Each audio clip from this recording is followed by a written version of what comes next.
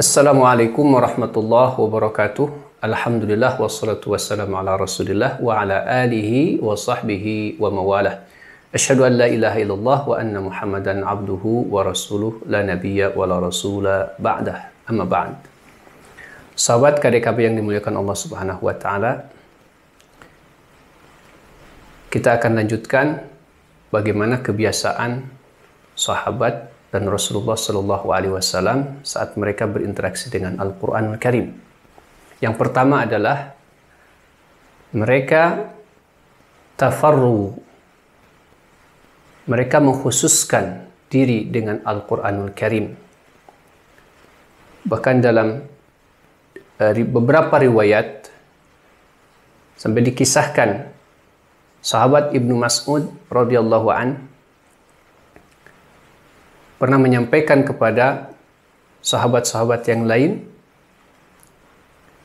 Di antaranya ada sebuah athar dari sahabat Syu'bah.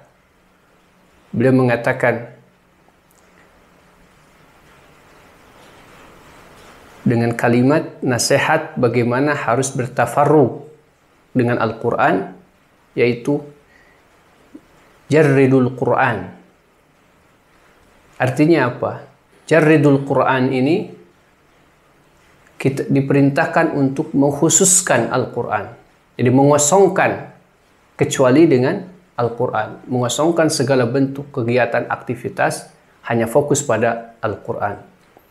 Yang dimaksud adalah tidak mencampur adukannya ketika mereka belajar Al-Quran. Mereka mempelajari Al-Quran, mereka tidak mencampurkannya dengan apapun. Walaupun itu dengan hadis-hadis Nabi Shallallahu Alaihi Wasallam. Dan ini ada sebuah kisah yang menarik dari sahabat Abdurrahman bin Al-Aswad. Dari bapaknya beliau menyampaikan bahwa Alqamah dan Al-Aswad menemukan satu lembaran. Dan ternyata dalam lembaran itu ada tema yang menarik untuk dibaca. Sehingga mereka bawa lembaran tersebut kepada sahabat Nabi Shallallahu Alaihi Wasallam. Kemudian disampaikan bahwa ini saya menemukan lembaran yang di dalamnya ada bahasan tema yang bagus untuk dibaca. Maka ketika sahabat tersebut melihat lembaran tersebut, ternyata lembaran tersebut adalah merupakan isi daripada kitab-kitab yang diyakini oleh orang-orang Yahudi dan Nasrani, Ahlul Kitab.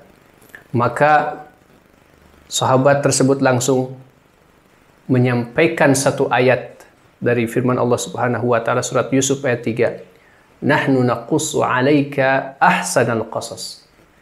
Al-Qur'an ini mengisahkan kisah-kisah yang terbaik. Maka kenapa kalian begitu tertarik dengan tema, dengan pembicaraan apa yang ada dalam lembar itu? Sehingga oleh sahabat tersebut, mushaf atau lembaran tersebut kemudian disiram dengan air dan dibuang lembaran tersebut.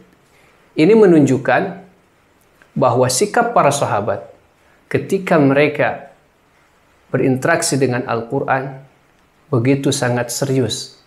Kenapa tidak? Karena di dalamnya adalah petunjuk Allah Subhanahu wa taala. Apalagi ketika dicampurkan dengan kalam-kalam manusia, pembicaraan-pembicaraan manusia.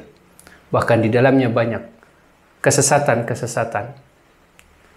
Bahkan hadis pun ketika mereka berinteraksi dengan hadis, saat itu pula mereka berinteraksi dengan Al-Quran, maka sahabat Umar bin Khattab itu melarang para sahabat yang lain untuk mempelajari hadis saat mereka mempelajari Al-Quran. Kenapa? Khawatir ketika Al-Quran belum dipahami, belum benar-benar merasuk ke dalam hati mereka, kemudian mereka sibuk dengan hadis. Itulah diantara kebiasaan para sahabat, hasil daripada didikan Rasulullah SAW, sehingga betul-betul Al-Quran itu menjadi hudan, petunjuk Karena Al-Quran itu yang akan meluruskan hati-hati manusia.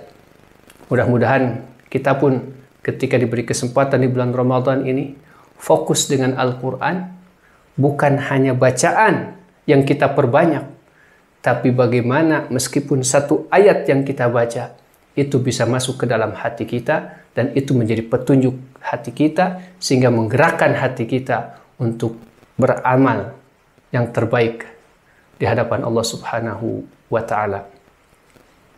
Demikian salah satu di antara kebiasaan mereka berinteraksi dengan Al-Quran. Semoga kita bisa mencontoh mereka. Amin ya rabbal alamin. Sampai ketemu lagi. Assalamualaikum warahmatullahi wabarakatuh.